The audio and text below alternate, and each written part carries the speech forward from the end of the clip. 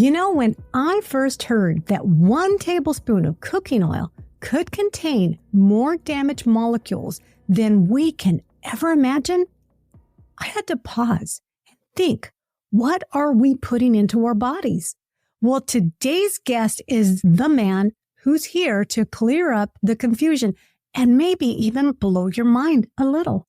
Joining us is none other than Udo Erasmus, the legend behind Udo's Choice Oils, and the guy who's been on a lifelong mission to help us all live healthier, better lives through something as simple as yet powerful as the oils we use every day.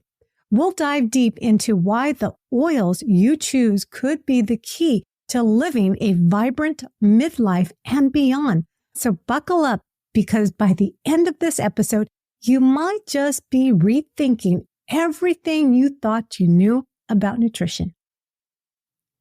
Udo Erasmus, welcome to Create the Best Me. It is an honor to have you on. All right. Thank you for having me. It's going to be fun. It is. Udo, before we go into our discussion today, could you briefly tell the listeners and viewers a little bit about who you are and what you do? Oh my God. I'm still trying to find out who I am. I'm only 82. I've been at it for a while. Now, I was born during the Second World War in Europe, in the middle of all the craziness that was going on. And we were refugees when I was 2 years old. And the communists were chasing us in tanks and trucks. We were like fleeing out of Poland. My parents had come from Latvia. My mother decided that the roads were not safe, so she went through the plowed, snow-covered fields. She had 6 kids with her. She couldn't handle 6 kids doing that, so she had to leave 4 of them behind. So I was one of the ones left behind. I ended up in an orphanage for a while, and then eventually her sister found out what happened, and she came and found us and reunited us with the family. I don't remember a lot other than I never felt safe, and I was always like very shy, and I didn't know what I could trust. And I became a born scientist, because when you don't know what you can trust, you got to figure out how things work, because that gets you a certain amount of predictability, right? And that's what science is about, predict and control. Because if you know what to expect, then you can accommodate that. So I got into science when I was 6 years old. I'm going to find out how. Right? 6-year-old doesn't know how complicated everything is. But that's been my driver all my life. It's always been about the way we live is stupid. We could live way better than that. And what can I do to make that happen? And there's something about, it feels good in your chest when you help people. And it kind of feels bad when you hurt people. So I basically live for feeling good in the heart, because I'm doing something with love. So amazing that as a child, being 6 years old, that instead of becoming a victim of your circumstance, you decided to embrace that and use that to change the world or the world around you. Yeah, it's a good point. So everybody has trauma, but what creates the victim mentality is a lot of external input, because we heal naturally. So you fall down, and if they say, oh, poor baby, poor baby, poor baby, right? That's probably not as good as just a hug with no words, or waiting till you get up on your own. And sometimes you see kids, they fall down, they look around to see if anybody's watching. And if somebody's watching, they go, ah! Right? So kids are very good at living into their environment. So my parents, they went through all that. They went through the First World War. Then they went through the Bolshevik Revolution right after that. This is in Latvia, right? Then they went through the Depression. And that followed by the Second World War. So they lived through all of that stuff. And my parents had gone through all of that stuff. I don't remember them complaining. And they didn't have any money. I don't remember ever feeling poor. We didn't have anything, literally. We lost everything, and then we immigrated from Europe to Canada. We didn't have anything, because poverty it's almost like you have to say poverty is a mindset, right? And talking about life, the reason why I invited you onto the show is because you are an expert in oils and essential nutrition. Mm-hmm. And my audience is women in midlife. Yep. And so since you're an expert, I would like for you to explain why it is essential for women in midlife to consume healthy oils and essential nutrition, especially in this particular phase of life. Right. Well, in any phase of life, your body is made from food, water, and air, and sunlight operates it. So you have somebody says to you, you are my sunshine. They're right about you are sunshine. They're not right about you being their sunshine, because their sunshine is inside of them. But we are children of light. You know, that's what like tribal people used to talk about. But your life is a fraction of solar energy that you get from eating foods that have molecules in them. And molecules are atoms strung together by bonds. And that solar energy is stored in those bonds. You eat the food in your cells, those bonds are broken, that solar energy is released. Now we call it life. Because plants are the foundation for all creatures. They came here way before we did. And they make oxygen. We need to breathe that. They make it. And they turn carbon dioxide, which they need more of to grow well. They turn that into oxygen for us to breathe. Oh, thank you. So they make oxygen. They hold water in the soil. That's also important. We can't eat dirt and get the minerals from the dirt, but they can. They grow in the dirt. They dissolve the minerals, absorb them, put them into their structure. We eat the plant, we get the minerals. So they get us our minerals. They make from scratch our vitamins. Those are our essential nutrients that we can't make. They make our essential amino acids that protein is made from.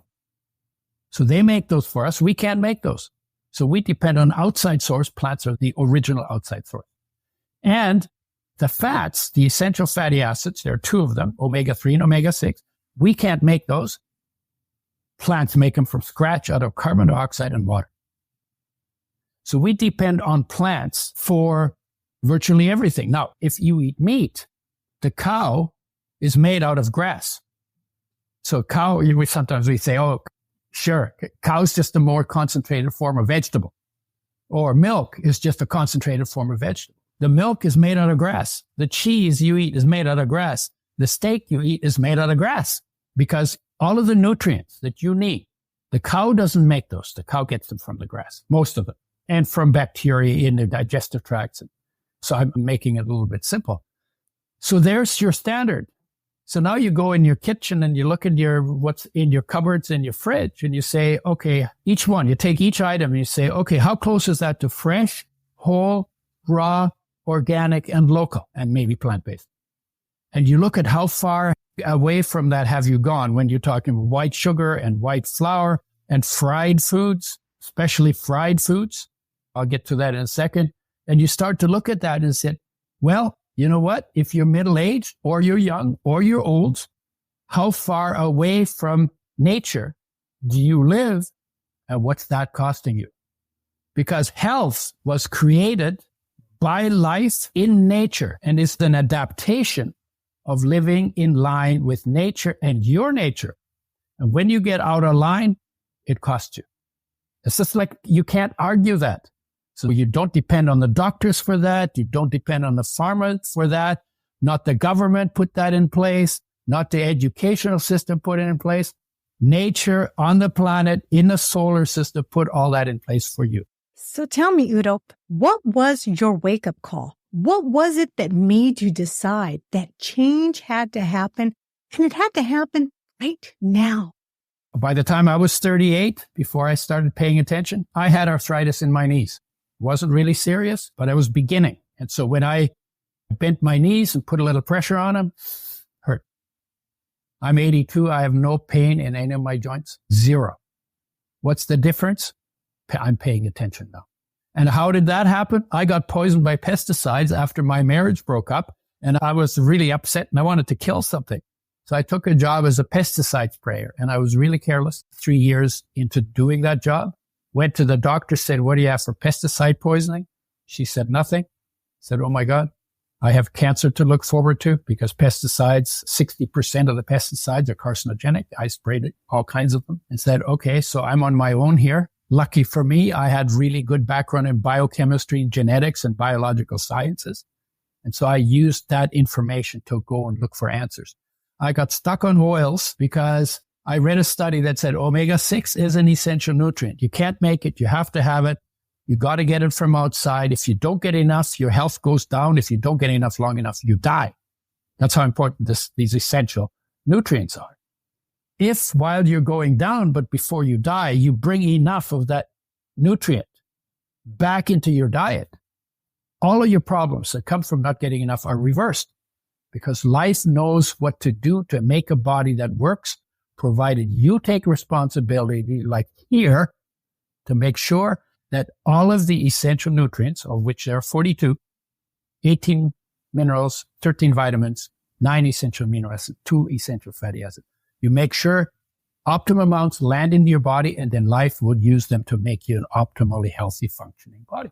So if I understand you correctly, Udo, are you saying that our bodies desperately need omega-6 in order to survive? Is that correct? So omega-6 is essential. You got to have it. You can't live without it. And the very next study said omega-6 gives you cancer and kills you. And I'm going, huh? I have to eat it so it can kill me? It's like, no. It was like literally my head exploded. It's like, no, that doesn't make any sense. And it was that contradiction. And because I was sick and I needed real answers, not whitewash or greenwash or whatever color the wash is these days, right? I was looking at, okay, there's something else must be going on that I'm not understanding. And I got into looking at how oils are made. And it turns out that omega-3 and omega-6 are the most sensitive of all of our essential nutrients. Minerals, you can flip them on a shelf for 10 years. Nothing changes. You eat them, they're just as good as they were the day you flipped them on the shelf. Omega-3 and 6, very sensitive, damaged by light, by oxygen, by heat. Omega-3, 5 times more easily damaged than omega-6. 99% of the population does not get enough omega-3s for optimum health. And the omega-3s they get are damaged by the processing very extensively.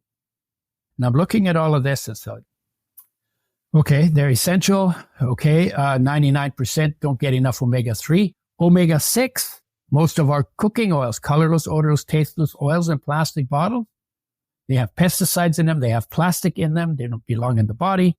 And the omega-6s are damaged by the processing by industry before we throw them in the frying pan. And you get about 1% damage, half to 1%, depending on which kind of molecules are in there. And if it's 1% damage, then I have a question for you. How many damaged molecules do you think would you find in 1 tablespoon of an oil, of a cooking oil that is 1% damaged? I have no idea. But I want you to guess a number. And I'm doing this for your audience. You'll see why that's important. Tablespoon of oil, 1% damage. How many? Half? No, it's not half. It's 1%. I need a number. I don't know. I would say, if it's 1%, yeah, then 1% that's damaged, I would say 99% of it is damaged. No, 99% is good. It's only 1% damage. So it's a tablespoon of oil that is 1% damaged. The question is why it's hard to answer is because you don't know how big molecules are. So you don't know how many molecules are in a tablespoon of oil. And nobody, all of the people who are listening to what you're doing, nobody knows. Some people know there's a way to do it. So that's why I'm asking you for a number, because you'll see how useful that'll be for your listener. So give me a number. Give you a number? Okay. 10. 10. Okay. So the actual number is a 6 followed by 19 zeros. And that number is 60 quintillion. So it's like 1,000, 1,000,000, 1,000,000,000, 1,000,000,000,000, quadrillion, quintillion. And that 60 quintillion molecules is more than 1,000,000 damaged molecules for every one of your body's 60 trillion cells. So you're basically saying that every time I use olive oil when I cook for my family, that I'm wasting my time because I'm giving them molecules that are already defected? What I'm saying is that your estimate of the damage you're doing to yourself with oils is a quintillion times higher than you thought it was. And this is true for the listeners too. Sometimes they say 1,000, sometimes they say 1,000,000. Everybody, every time I've asked this question, I never get an answer that isn't at least 1,000,000,000 times too low.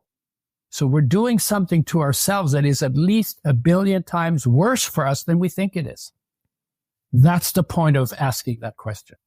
And we're not talking about extra virgin olive oil if it is really extra virgin olive oil, because the industry cheats on those oils because they're very popular and the trees grow slowly. So they sometimes dilute them with other oils. I'm talking about all of the colorless, odorless, tasteless oils that you find in plastic bottles that line the shelves in every store that sells food products. Extra virgin olive oil is made by a different process. So you get some rancidity in that oil, but you don't get those damaged molecules. But if you put it in the frying pan, so you take this oil, you've already got 60 quintillion damaged molecule in a tablespoon. Well, if you put that in the frying pan and you fry that oil, then you have to multiply the number of damaged molecules by 3 to 6 times. Because in the frying pan, you're wrecking the oil with light, oxygen, and heat all at the same time. And those are the 3 most destructive influences on the most sensitive of our food molecules. See, our oils should get the most care because they're the most sensitive.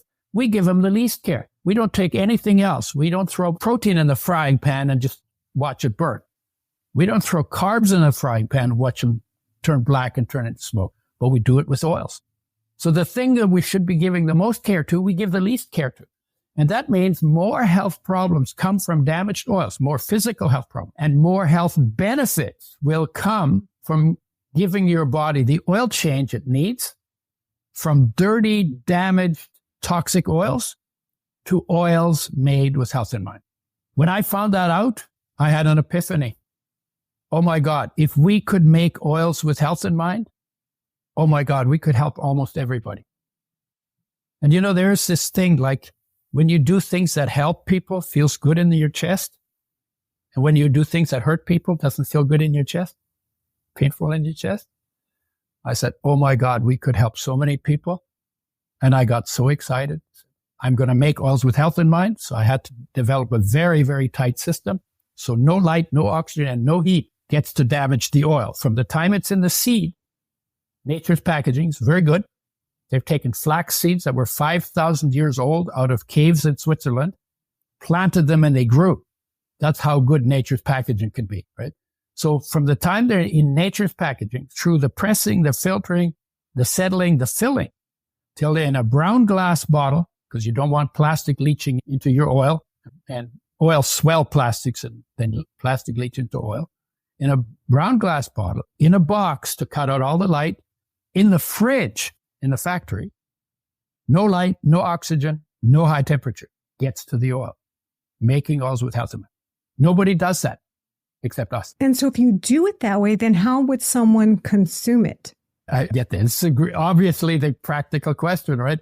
So we decided because omega-3s are too low. They're the most widespread nutrient deficiency of our time. 99% of the population doesn't get enough. The next worst is magnesium, 80%, vitamin D, 80%, B6, 80%. Here we got 99%. And so if we could make them with health in mind, bring them back, oh my God, we could help so many people. Flax seed oil, very high in omega-3, quite low in omega-6. So we made flax oil, 1986, because it's a way to bring undamaged omega-6s back, made them with health in mind. And I then became omega-6 deficient on flax oil because it has a lot of omega-3, but not enough omega-6. So then I said, the ratio between the two is important because if you have too much of one, it crowds out the other. And if you get too much of the other, it'll crowd out the one. And they use the same mechanisms for turning into a whole bunch of other good molecules in the body. So they're in competition. So you got to get the ratio right so both can be converted into these things. So I developed a blend called Udo's Oil. But I went on the road for 15 years. I was on the road for 6 to 9 months, went to 40 countries, talking about oils and making oils with health in mind. Okay, so now we have undamaged omega-3, and Some people said, oh, no, you shouldn't put omega-3s and omega-6s in a blend because I already got too much. And I'm saying, no, the omega-6s you're getting are damaged, 60 quintillion damaged molecules in a tablespoon. You need to get off those oils, and you need to get on omega-6s, which are essential, which are also made with health in mind. So we put both in there. We're bringing in the missing omega-3s. We're switching out the omega-6s from damaged to undamaged, made from organically grown seeds, no pesticides, and made a blend. And that's basically our one-shot answer for your oil requirements. And you take a tablespoon per 50 pounds of body weight per day. That's a ballpark optimum. A little more, a little less for different people because our metabolic rate's different. And the way you use it, you never, ever, ever, ever, ever, ever use it for frying. But you could put it in hot foods like soups or pasta sauce or steamed vegetables after they come off the heat source. And you can put it in shakes and smoothies and cold foods and warm foods, and they're literally compatible with all foods. And they increase your energy, and they make your skin really nice because together they form a barrier in the skin against the loss of moisture. So Udo, could you please explain why omega-3 and 6 is so important for women in general? They are super important for brain development when a woman is pregnant. When a woman is not pregnant in midlife, it's super important for her brain because most women don't get enough omega-3s, and the kid will take omega-3s out of her brain. That's why women get baby brain. It's also why women get 2 to 15 times more often than men, depression, chronic fatigue, allergies, I think, and then autoimmune and a few other diseases. They get them 2 to 50 times more frequently than men. And the researchers think it's the depletion of essential fatty acids during pregnancy that sets up women for those in a way that men are not set up.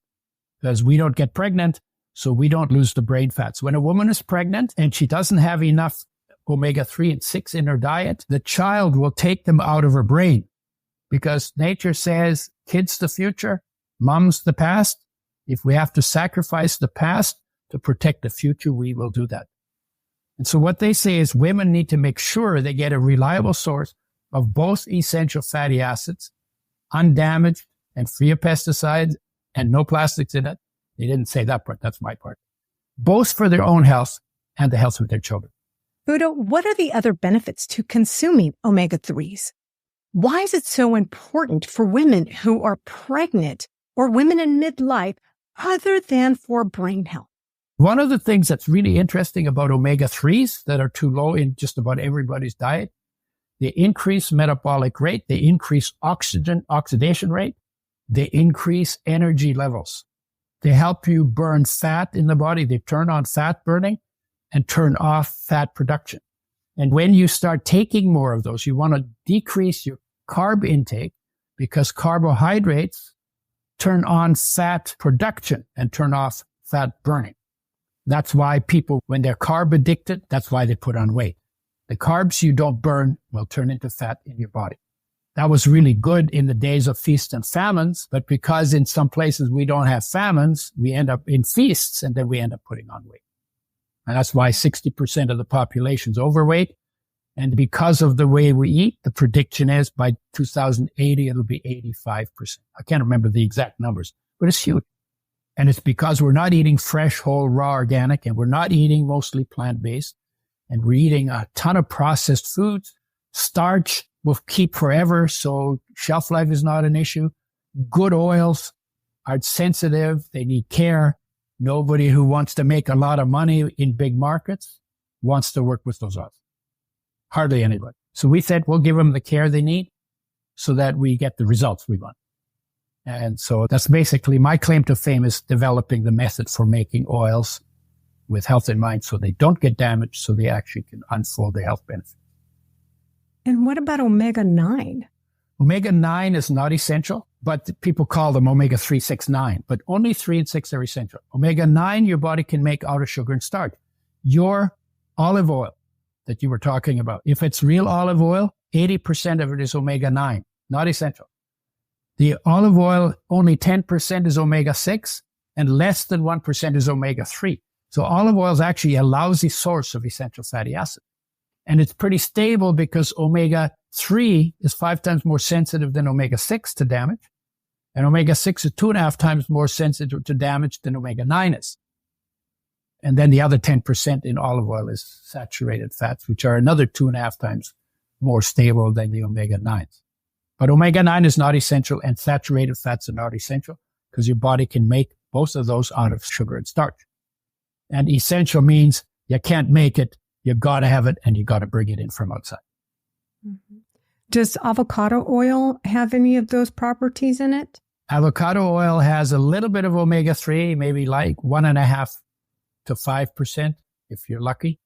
Mostly omega-9, I think about 70%. And it has maybe 20% omega-6. The oil, there's no standards for the oil. Standards have been suggested, but they haven't got it. So they can make them out of rotten avocados. And my recommendation to people is eat the avocados, forget the oil.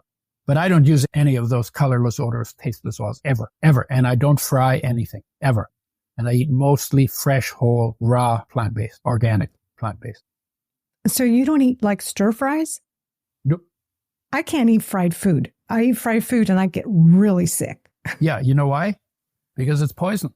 Because have you ever seen a squirrel with a frying pan? Nope. You can see a squirrel in a frying pan, but not a squirrel with a frying pan.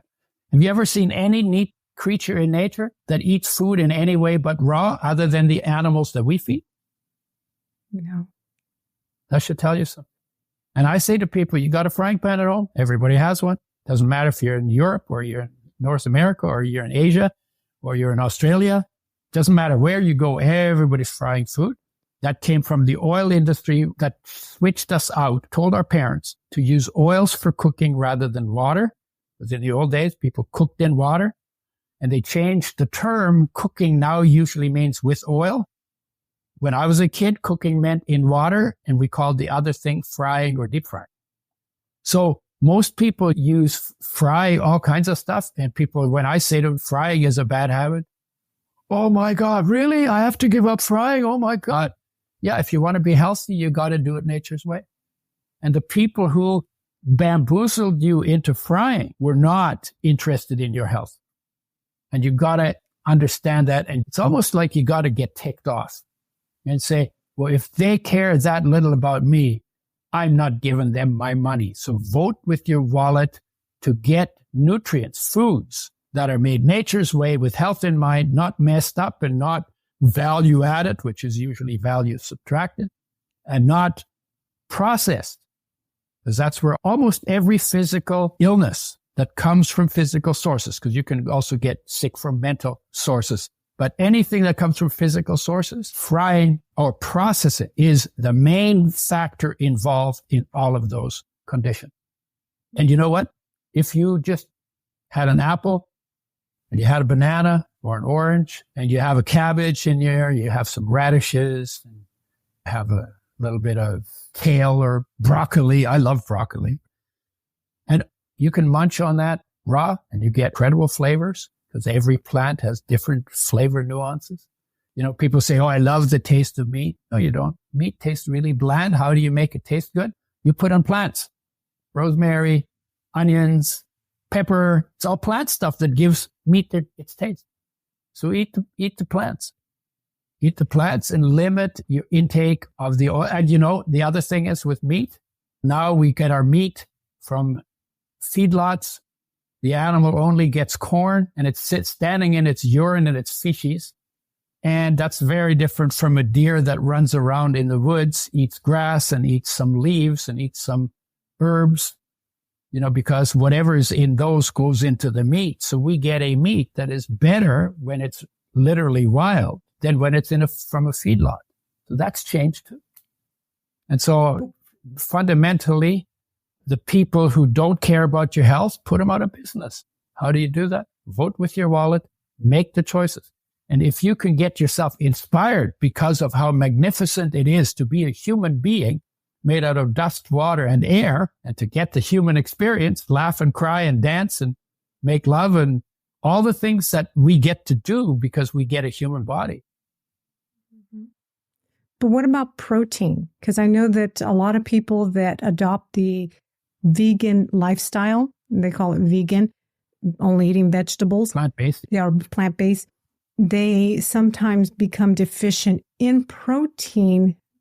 How do you acclimate for that? Okay, so your steak that you eat is made out of grass. Apparently, there's enough protein in grass to give a cow a big ass that you can eat. So you think of it that way. And then if you want to look at human foods, we're not grass eaters, obviously, but in seeds and nuts, there's a ton of protein. And then you get it in beans and lentils and chickpeas with quite a bit of starch. So I'm not as big on those. But all of your oil seeds and nuts, they're like 20% protein, 10 to 20% protein.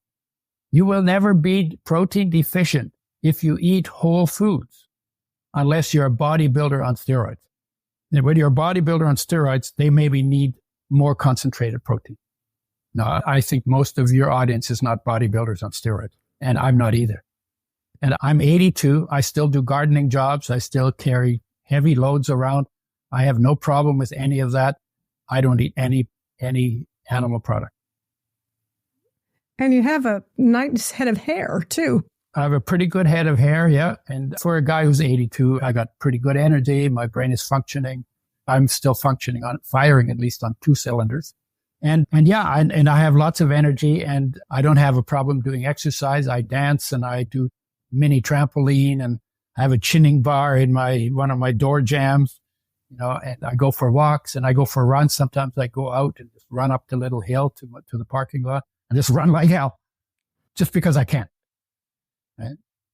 But a lot of it, just to go back to where we started, I think a lot of it, it's important to spend time alone, present, aware, alert, in stillness, feeling what it feels like to be alive. So be present in your life and leave the outside as much as you can, because we load ourselves up with that stuff. And that's a really stupid thing to do. Why do I need to know everything that's wrong in the world? And why does the media only feed me what's wrong? How come the media never talks to us about how beautiful life is? Why would you listen to that? I actually turned off my television. I haven't watched television now for 4 years. And I can go outside and watch the grass grow, watch the flowers, stop and actually really do smell the roses. And you could just look around and say, oh my God, what a planet am I living on? How incredible. You watch the leaves flutter in the breeze. That's enough for ecstasy. Exactly. So there's so much here to enjoy and to be close to and to love. Udo, I know that you have graciously given our listeners and viewers a draft of your upcoming book, Your Body Needs an Oil Change. Yeah. Can they expect to hear a little bit more of like what we just spoke about today? Yes, both about the oils, and also the links to some of the research is in there. But I also talk a little bit about the big picture, because my thing right now is you can't just do oils in isolation. You also need the vitamins, and you also need the minerals, and you also need the amino acids, and you also need the exercise, and you also need the rest, and you also need the stillness, and you also need healing time, and you also need to be with people who don't bring you down. And so there's a lot to health, because everything affects health, and you need the peace, and you need to feel love, and you need to have something inspiring that you can shine into the world. Right? So I know you've given our viewers and listeners a free copy. I will make sure to include the link so that they can, or free copy of your draft, not the final copy or the final product. For people, if they fall in love with it and want more, when can they expect to purchase the actual book? That's a good question. And it still needs to be formatted. And I want to make a couple of changes, but it's there. It's not formatted, but the information is there. If for anybody who's interested in living a better life, they'll get something in there that they can use. Great. And where can people learn more about you? Well, I'm on Facebook, Udo Erasmus, Erasmus, Udo Erasmus.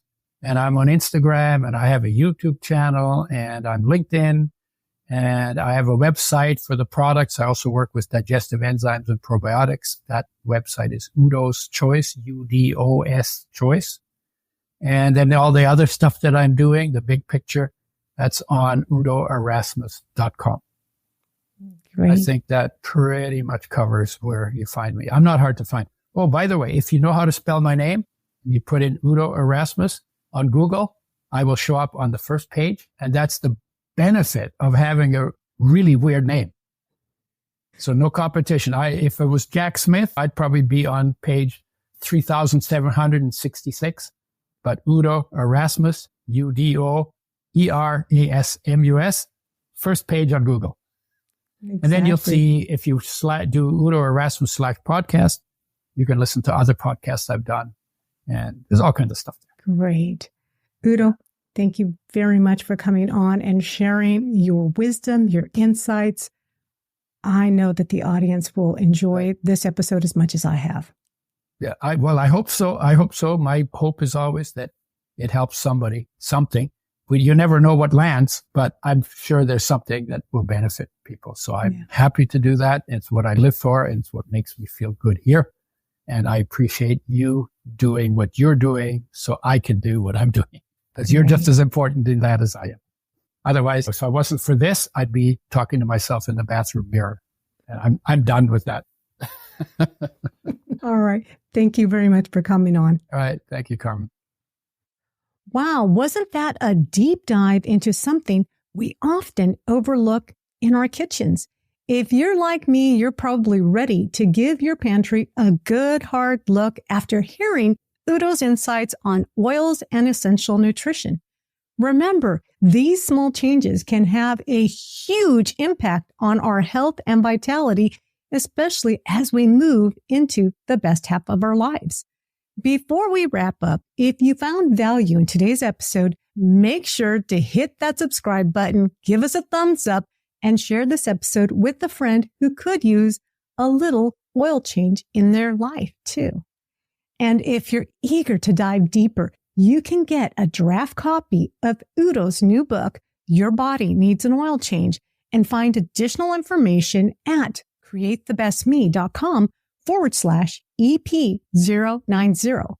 Please note, this link does include an affiliate link, which means if you purchase any products from Udo, I do earn a small commission at no additional cost to you.